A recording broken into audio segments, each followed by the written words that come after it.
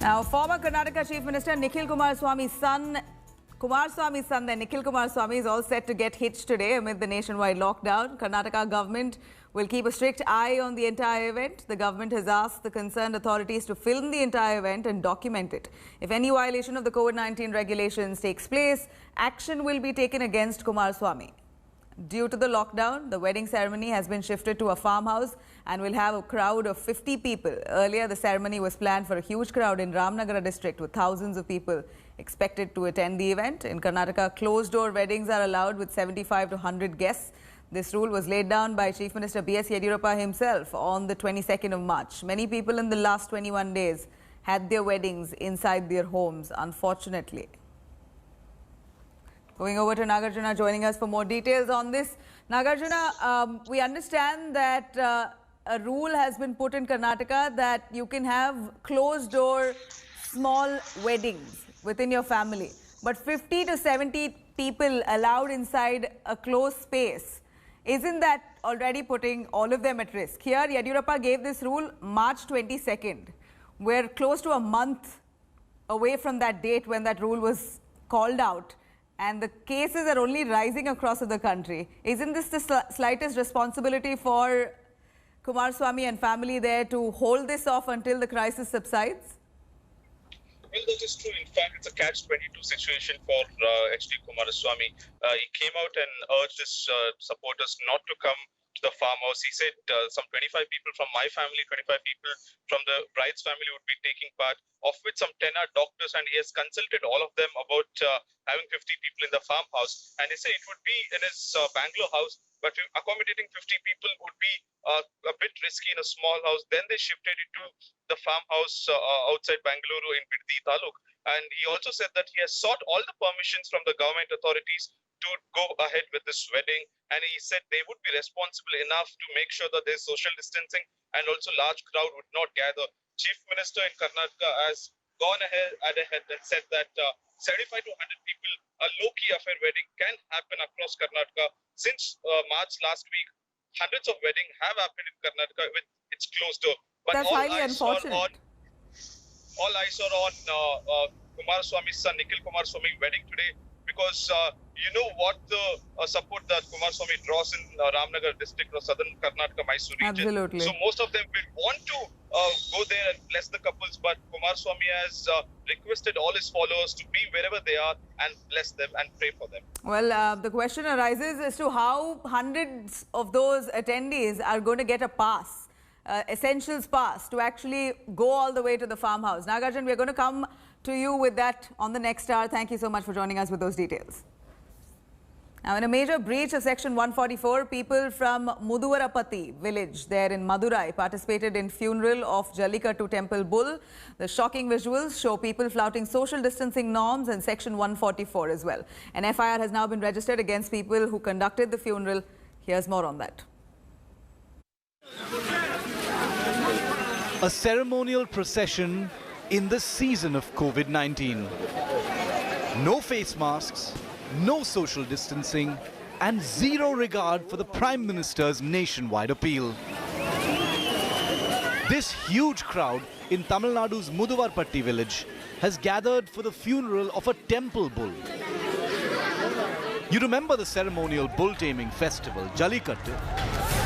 The bull named Mulli was a famous local Jallikattu icon, and that's why people from across the district arrived in such huge numbers to pay their respects. Mulli died on Wednesday morning. Its remains paraded through the village before the final rites. All through the stretch, the crowds followed. Not only is this event a gross violation of Section 144, but virtually every other rule imposed to contain the spread of coronavirus. An FIR has been registered against the people who conducted the bull's funeral.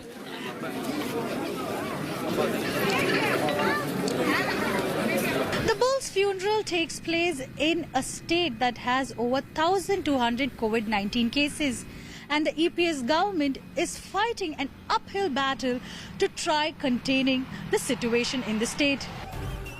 Jallikattu, earlier banned as you remember, saw a comeback after massive protests on Chennai's Marina Beach back in 2017. The huge public movement forced the state and then the centre to issue an ordinance allowing Jallikattu to be performed again. It has since continued with great popularity. But the question now is, can safety be sacrificed at the altar of popularity and faith?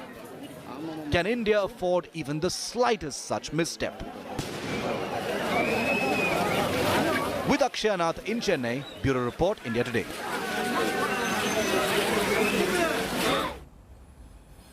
Now, India is all set to ramp up testing as coronavirus numbers continue to soar. As many as 6.5 lakh testing kits, including 1 lakh RNA kits, have now arrived from China. Sources say that more testing kits are on the way from South Korea and that quotations for these testing kits have already been received from UK, France, Canada, US, Malaysia, Germany, as well as Japan.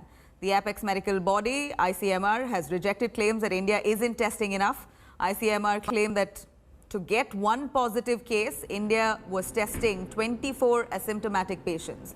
ICMR argued that other countries were testing far less. India so far has carried out more than 2 lakh tests, and the government now plans to carry out rigorous testing in various hotbeds.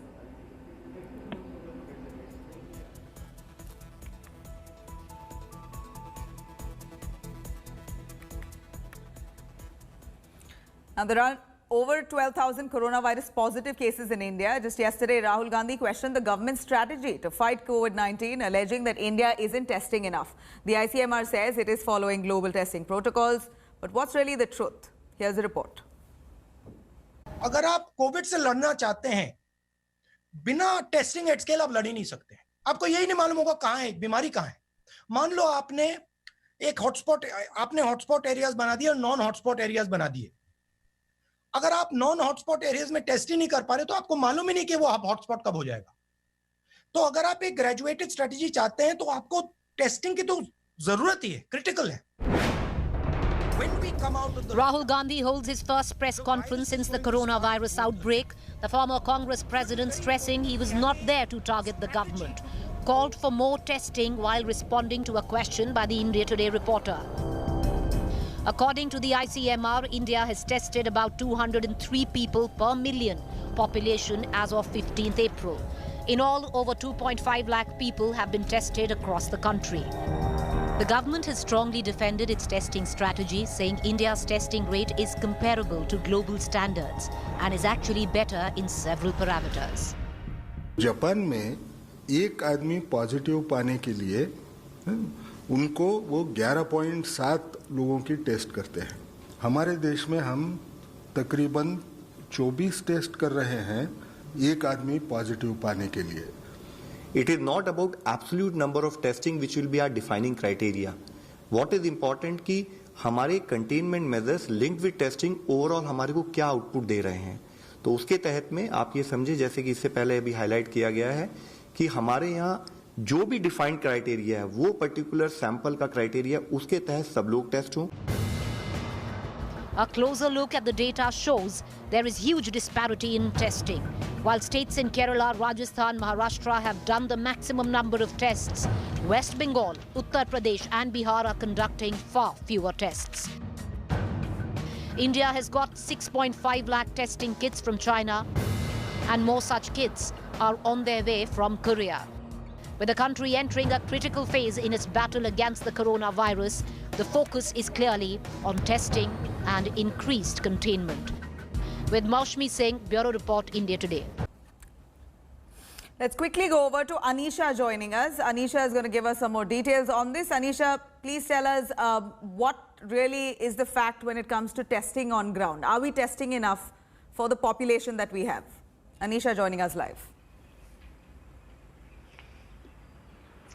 Well, Nabila, yesterday we've had in the last couple of days with the opposition taking up this issue, it has become a political question as well. Rahul Gandhi, of course, in his statement said that we are not testing enough. Yesterday, ICMR in a statement refuted that statement. According to the Health Ministry update that came at 9 p.m. last night, India has tested more than 2.86 lakh people, out of which about 12,500 people have tested positive. Now, whether this is a large enough number for our population is something that is currently being debated. The ICMR, of course, says that no, we are testing and we are ramping up our testing capacities. Yesterday, India also received a consignment of rapid testing kits, 5 lakh rapid testing kits, as well as 1.5 lakh RNA testing kits for the coronavirus. And the government is maintaining that we have been ramping up the testing process. In the last 1.5 months, we've also seen the number of hospitals which are providing the tests also go up. According to the affidavit that was filed by the Health Ministry to the Supreme Court just last week, India went from one test per day as on 30th of January to now testing more than testing capacity of about 30,000 people per day. So we are ramping up the testing, but whether it is enough is something we'll have to wait and see as the numbers are increasing in the country every day. Undoubtedly. Anisha, thank you very much for joining us with those details. Now, let's quickly go over to a cabinet meet. A group of ministers will be meeting today to chart the way out as India battles COVID-19. The meeting will be headed by Health Minister Harshvardhan with Civil Aviation Minister Hardeep Puri as well as External Affairs Minister S. Jaishankar in attendance. The focus of this meet will be on the regulations laid down by the MHA during the phase of the lockdown. Remember, Prime Minister Narendra Modi just yesterday reviewed the impact of COVID-19 on the Indian economy. Sources have told India today that the centre is working on a possible second stimulus to boost sectors hit hard by this pandemic. The government is considering some demands of MSME sectors like an extension of GST payment and waiver of water and electricity bills as well. Finance Ministry and Minister Nirmala Sitharaman and Union Minister Nitin Gadkari are likely to meet with stakeholders soon.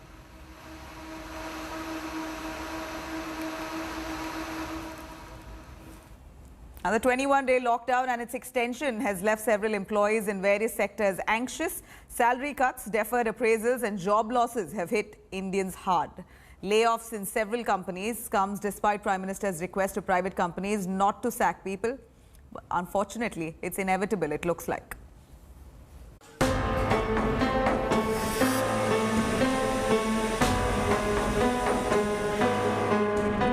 The jobs crisis in India is getting worse. अपने उद्योग में अपने साथ काम करे लोगों के प्रति संवेदना रखें. The Prime Minister's appeal to companies not to sack employees has not worked on the boardrooms. 28-year-old Manoj was shocked when his employer, the Bengaluru-based Rupeek Gold Loans, sacked him. This was told to us early in the morning, starting 9:30. People started getting calls from their respected managers who just woke up in the morning and just thought, "Aaj kiska life barbad karna hai?" And they just got the list. They just prepared the list, and we got to know that this has been pre-planned from past 10 days.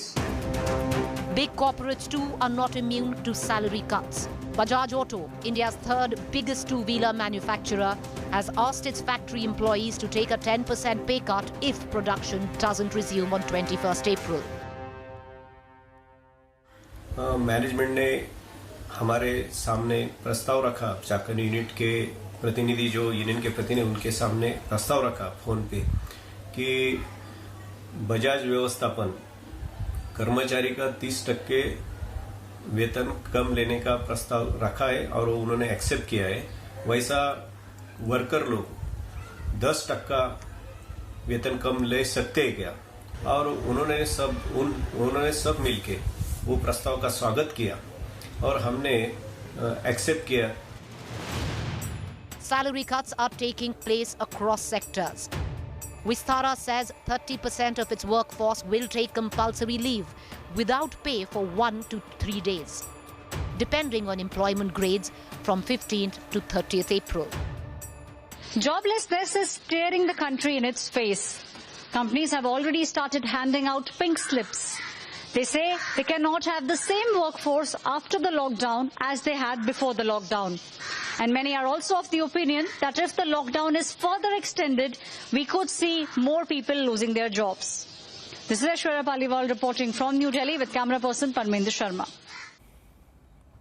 Now, the Enforcement Directorate has registered a money laundering case against Tablighi Jamaat chief Maulana Saad and 8 of his associates. Sources have said that the probe agency suspects huge amounts of money laundering that he has committed. Here we're looking at money that was received by the Tablighi Jamaat from foreign nationals, which was not disclosed to authorities. These are the allegations coming to fore. India Today has learned that ED is currently scrutinizing those account books of Marcus Trust to ascertain if donations received are part of money laundering.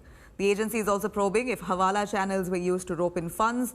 The Income Tax Department is also likely to look into possible undeclaration of income, tax evasion by trustees and channeling of funds for personal gains. Remember, Delhi police booked Maulana Saad for culpable homicide on Wednesday. He, however, is yet to appear before police for questioning.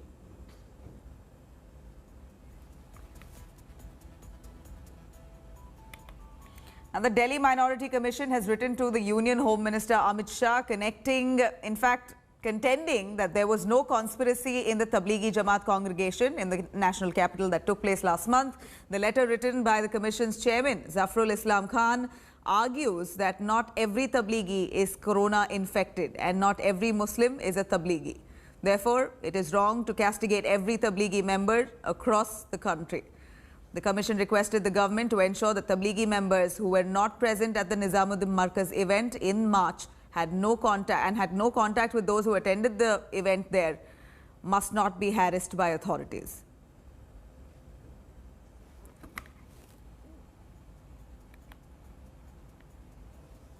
The life of a HIV patient is getting tough amid this nationwide lockdown. Many HIV patients, positive patients there, are forced to skip their medication as there are no transport services available to help them collect these medicinal supplies. Here's our ground report from Kolkata.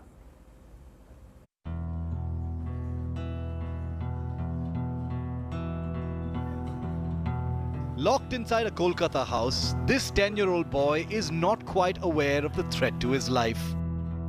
He's HIV positive and hasn't had his medicines in the last 3 days.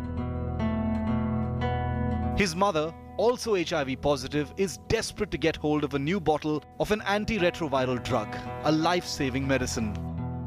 Antiretroviral drugs are provided free of cost at government-run hospitals. But with no means to travel, a majority of HIV positive patients have not been able to collect their medicines. हम लोग का यहाँ से तो गाड़ी भी नहीं चल रहा है, लॉकडाउन चल रहा है तो बाहर नहीं निकल पा रहा है, तो इसीलिए नहीं जा पा रहे। हम लोग का यहाँ तो हालीशहर स्टेशन है और हालीशहर से और 1 घंटा आना पड़ता है घर में। अर्जिकल तो हालीशहर से जाना पड़ता है, 3 घंटा लग जाता है। हाँ, लड़का को तो तबीयत और भी खराब हो जाता है कभी-कभी। दवाई नहीं खाता है तो तबीयत खराब हो जाता है, दवाई खाता है तो अभी उसका तबीयत थोड़ा ठीक है। और पहला दवाई नहीं खाता था, सर घूम जाता था, सर घूम के 1-2 बार गिर गया था, सर भी फट गया था। Experts say the gap in medication for HIV patients can prove fatal. वो लोग इम्यूनो कॉम्प्रोमाइज्ड है, इससे जो है उन लोगों का वल्नरेबिलिटी बढ़ जाता है ये कोविड-19 की वजह से। हम लोग कभी भी ये एनकरेज नहीं करते हैं कि 1 दिन का दवा मिस हो।